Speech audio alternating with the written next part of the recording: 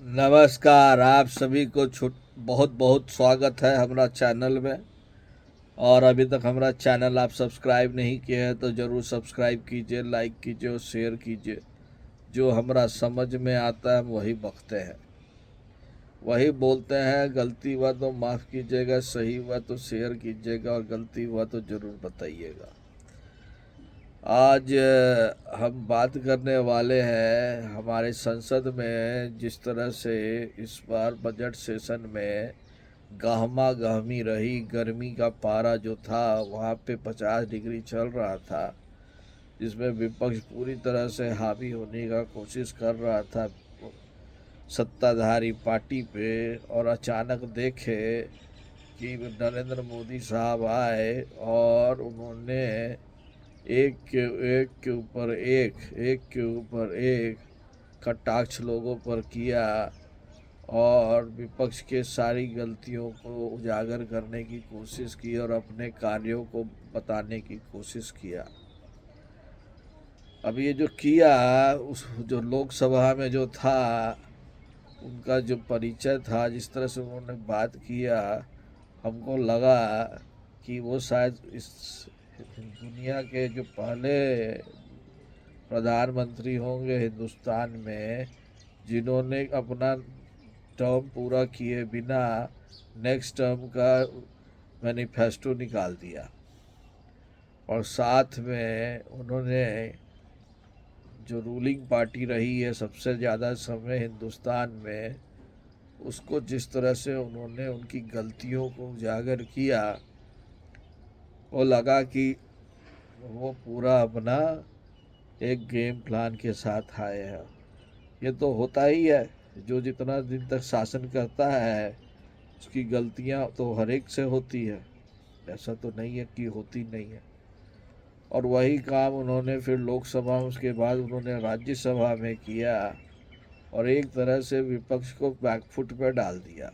और बैकफुट पे भी बहुत ज़बरदस्त डाला। और हमको 2014 में याद है जब वो आए थे तो उनके टारगेट पे हुआ करते थे मनमोहन सिंह। खूब टारगेट किया था कि ये काम नहीं हो रहा है, वो काम नहीं हो रहा है, ऐसा नहीं हो रहा है, वैसा नहीं। लेकिन अभी लोग राज्यसभा में बहुत सारे सांसद का कार्यकाल खत्म हुआ है, तो धन्यवाद प्रस्ताव पे जब नरेंद्र मोदी ने मनमोहन सिंह के बारे में बोला और दूसरे सदस्यों के बारे में बोला, वो एकदम मन को जीत लिया। उन्होंने तहे दिल से उनके कार्यों की प्रशंसा की। ये बहुत अच्छी चीज़ है। पॉलिटिक्स एक जगह पे है, लेकिन जब किसी को पॉलिटिक्स में तो भाई कटाक्ष होता ही है, एक दूसरे को बोलते हैं। नहीं बोलेंगे तो भाई राज आप विपक्ष में ही रह जाइएगा। एक दूसरे की गलतियां बताते ही हैं। लेकिन उन्होंने जिस तरह से उन्होंने पहले गुलाम नबी आज़ाद का भी मुझे याद है, जब वो गए थे तो दोनों रो दिए थे।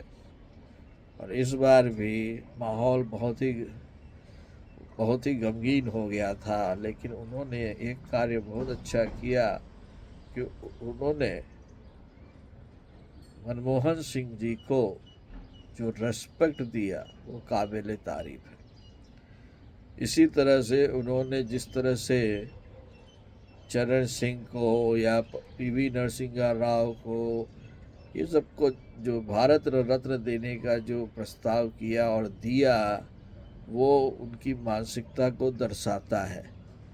अब हुआ क्या कि ये सारे तो विपक्ष के थे। पीवी नरसिंह राव अपने समय में, उनके कार्यकाल में बहुत सारी कंट्रोवर्सी हुई और वो एक ऐसे कांग्रेसी नेता निकले जो कांग्रेस के आला कमान की बात को शायद नहीं माने हो और अपना शासन चलाया हो। तो वैसे में या कर्पूरी ठाकुर जैसे नेता को जब मिला, लाल कृष्ण आडवाणी को मिला, ये लोग ऐसे नेताओं में से आते हैं जिन्होंने अपना ज़िंदगी दे दिया इस देश के लिए। और उनको उनको उन्होंने अप्रिशिएट किया। अब उसमें से तो एक अपने पार्टी के बीजेपी के थे, बाकी तो विपक्ष के थे। तो उन्होंने मेरे अनुसार एकदम विपक्ष का दिल जीत लिया और विपक्ष को उस स्थिति में ला के खड़ा कर दिया कि भाई ये सिर्फ भारतीय जनता पार्टी है जो पक्ष और विपक्ष दोनों को बराबर रखती है, जो पिछले सरकारों में नहीं हुआ है, और यह एक एग्जाम्पल सेट करके चला गया।